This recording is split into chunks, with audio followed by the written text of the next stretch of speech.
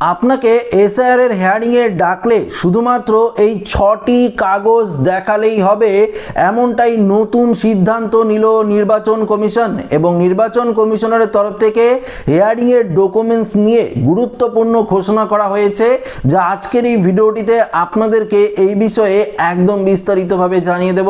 তো আশা রাখবো ভিডিওটিতে আপনারা প্রত্যেকেই প্রথম থেকে শেষ পর্যন্ত সঙ্গে থাকবেন এবং নতুন হয়ে থাকলে চ্যানেলটিকে সাবস্ক্রাইব করে পাশের দেওয়া বেল আইকনটি প্রেস করে অল নোটিফিকেশনটিকে বাজিয়ে দেবেন।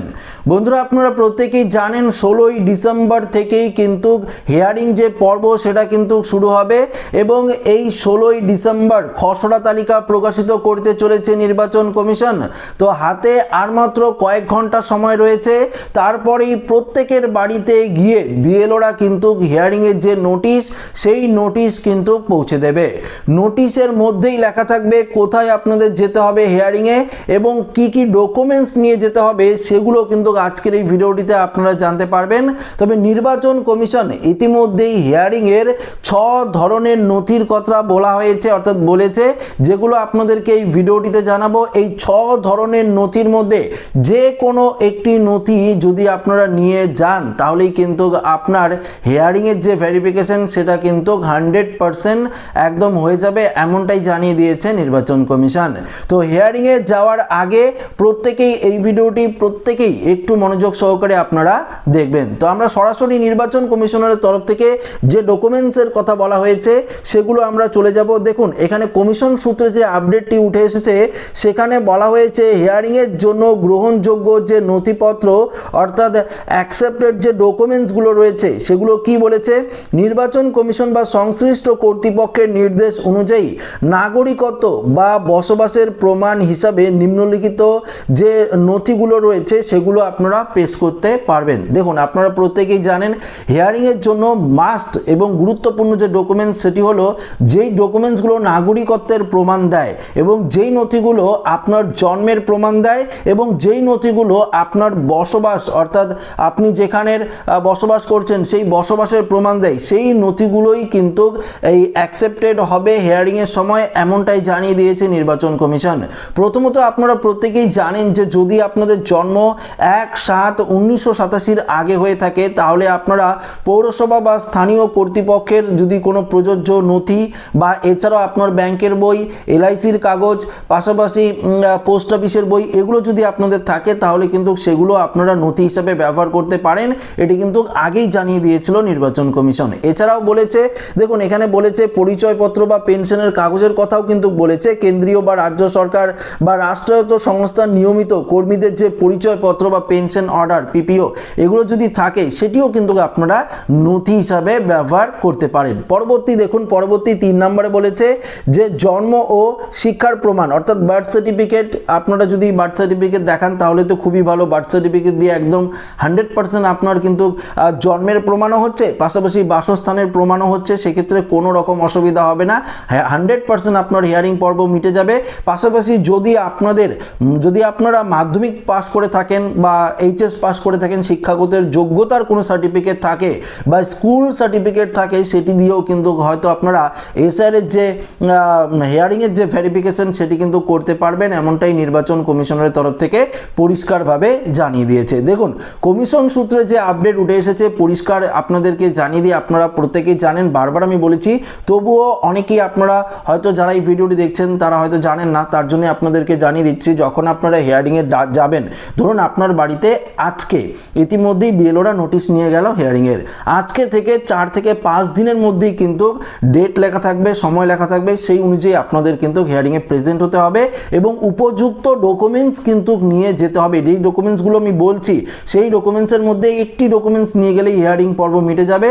তবে অবশ্যই কিন্তু আপনার সাথে ইআরও বা এইআরও যে হিয়ারিং পর্ব চলবে তখন কিন্তু আপনি সিসিটিভির একদম আওতায় থাকবেন। ভিডিও রেকর্ডিং এর মাধ্যমে হিয়ারিং প্রসেসটা হবে, প্রয়োজন পড়লে কেন্দ্রীয় বাহিনীও কিন্তু মোতায়েন করা হতে পারে হিয়ারিং এর জায়গায়। পরবর্তী ডকুমেন্টসে চলে যাব। দেখুন, জমির দলিল আপনারা কাদের দেখাতে পারেন সেটিও জানিয়ে দিচ্ছি। ধরুন আপনার নিজের নামে কোনো জমির দলিল রয়েছে, সেই জমির দলিল আপনারা কিন্তু হিয়ারিং এ প্রমাণপত্র হিসাবে দাখিল করতে পারেন বা প্রডিউস করতে পারেন। পরবর্তী, ধরুন আপনার বাবার বা ঠাকুরদার কোনো পৈতৃক সম্পত্তি সম্পত্তি রয়েছে সেটিও কিন্তু আপনারা অর্থাৎ যদি আপনাদের থাকে সেরকম বাবার বা ঠাকুরদার জমির দলিল বা পাট্টা যদি থাকে সেটিও কিন্তু আপনারা পরিষ্কারভাবে এই হিয়ারিংয়ের সময় দাখিল করতে পারবেন। এটা কিন্তু নির্বাচন কমিশন সূত্রেই বলা হয়েছে। পরবর্তী দেখুন অন্যান্য যে নথি রয়েছে যেমন এসডিও প্রদত্ত ডোমিসাইল বা রেসিডেন্সিয়াল সার্টিফিকেট যদি এসডিও যে অফিসার রয়েছে সেই এসডিও অফিসার যদি আপনাদের ডোমিসাইল সার্টিফিকেট প্রযোজ্য করে দেয়, নথিপত্র করে দেয় বা রেসিডেন্সিয়াল সার্টিফিকেট যদি তারা দিয়ে দেয় সেটি দিয়েও কিন্তু আপনারা প্রমাণ করতে পারবেন যে আপনারা স্থানীয় বা নাগরিকত্বের, সেটা কিন্তু আপনারা হিয়ারিংয়ে প্রডিউস করতে পারবেন। এছাড়াও এখানে বলেছে বৈধ পাসপোর্ট, এখানে কাস্ট সার্টিফিকেটের কথা বলা হয়েছে, কাস্ট সার্টিফিকেট বা বৈধ যদি পাসপোর্ট থাকে এগুলোও কিন্তু আপনারা দিতে পারেন, বা সিএ সার্টিফিকেট, এনআরসির যদি কোনো সার্টিফিকেট থাকে যদি আপনাদের সেগুলোও কিন্তু আপনারা ব্যবহার করতে পারবেন। তো এই মূলত 6 ধরনের নথিপত্রের কথাই কিন্তু বলা হয়েছে নির্বাচন কমিশনের তরফ থেকে, যেগুলো দিয়ে আপনারা এই যে হিয়ারিং প্রসেস সেটা কিন্তু একদম কমপ্লিটলি সাকসেসফুল করতে পারবেন, কোনো রকম সমস্যা হবে না। তবে এই 6 ধরনের ডকুমেন্টস শুধুমাত্র কাদের লাগবে? যাদের 2002 সালের তালিকায় নিজের নাম নেই, যাদের বাবা মা ঠাকুরদা ঠাকুমা দাদু দিদা কারো নাম নেই, সেক্ষেত্রে আপনারা এই 6 ধরনের নথির পত্রের মধ্যে যে কোনো একটি নথি দিয়ে আপনারা এসআরএ ভেরিফিকেশন করতে পারবেন। তাই তো ধরুন যদি আপনার বাবার নাম থাকে বা মায়ের নাম থাকে 2002 সালের লিস্টে, পাশাপাশি আপনার ঠাকুরদা ঠাকুমা বা দাদু দিদার নাম দিয়ে যদি আপনারা এই আত্মীয় জায়গায় ফিল করে থাকেন, তারপরও আপনার বাড়িতে নোটিশ গেল, যেতেই পারে যদি আপনারা এসআরএ ফর্মের মধ্যে এরকম কোনো তথ্য দিলেন যেগুলো ম্যাচিং হচ্ছে না, আপনারা কোনো ভুল বা ত্রুটি যুক্ত আপনারা ফর্ম লিখলেন বা নথিপত্র দিলেন সেগুলো কোনো কাজে লাগছে না, সেক্ষেত্রে তো আপনার বাড়িতে নোটিশ যেতেই পারে। তখন কিন্তু আপনাদেরকে আবারও ডাকা হতে পারে হিয়ারিংয়ে। তখন কি করতে হবে? আপনি যদি আপনার বাবা বা মায়ের ঠাকুরদা ঠাকুমার 2002 সালের লিস্ট দিয়ে আত্মীয়ের জায়গায় ফর্ম ফিল আপ করে থাকেন, সেক্ষেত্রে সেই যে লিস্ট সেই লিস্টটি কিন্তু অবশ্যই আপনাদের জেরক্স করে কিন্তু দেখাতেই হবে, জেরক্স করে রেখে দেবেন বা প্রিন্ট আউট করে রেখে দেবেন, সেই লিস্ট সঙ্গে কিন্তু আপনাদের নিয়েই যেতে হবে। এছাড়া যে ডকুমেন্টসগুলোর কথা বললাম তার মধ্যে যে কোনো একটি ডকুমেন্টস যদি আপনাদের থাকে সেগুলোর মধ্যে একটি ডকুমেন্টস দেখালেও কিন্তু আপনার এই হিয়ারিং প্রসেস 100% সাকসেসফুল হবে, কোনো রকম অসুবিধা হবে না। দেখুন নির্বাচন কমিশন একদম 16ই ডিসেম্বর আর কয়েক ঘন্টা পরেই কিন্তু সেই খসড়া তালিকা প্রকাশিত করবে। অনেকের নামই সেই খসড়া তালিকায় থাকবে এবং অনেকের নাম খসড়া তালিকায় উঠবে না, ভুলবশত কারণে নাও উঠতে পারে। সেই ক্ষেত্রে কিন্তু আপনাদের পুনরায় 6 নম্বর ফর্ম বা এনএক্সিআর 4 যে ফর্ম রয়েছে সেটি কিন্তু আপনাদের একদম পুরোপুরি ফিল করতে হবে এবং ফিল করে অনলাইনে সাবমিট করলে আপনারা কিন্তু পুনরায় নিজের নাম তুলতে পারবেন। তবে অবশ্যই তখনও কিন্তু আপনাদের কাছে ভেরিফিকেশন করতে হবে বা হিয়ারিংয়ে ডাকবে যে আপনার 2002 সালে নিজের নাম রয়েছে কিনা, আপনার বাবা মা ঠাকুরদা ঠাকুমা দাদু দিদিমার নাম রয়েছে কিনা, সেটি কিন্তু আবারও পুনরায় ভেরিফিকেশন হয়ে তারপরেই কিন্তু লিস্টে আপনার নাম উঠবে। যেটা আমরা কয়েকদিন আগে করলাম, যদি আপনাদের খসড়া তালিকায় না ওঠে নাম তাহলে কিন্তু আপনাদের পরেও এই কাজটা কিন্তু করতে হবে, তারপরেই খসড়া তালিকায় আপনার নাম উঠবে।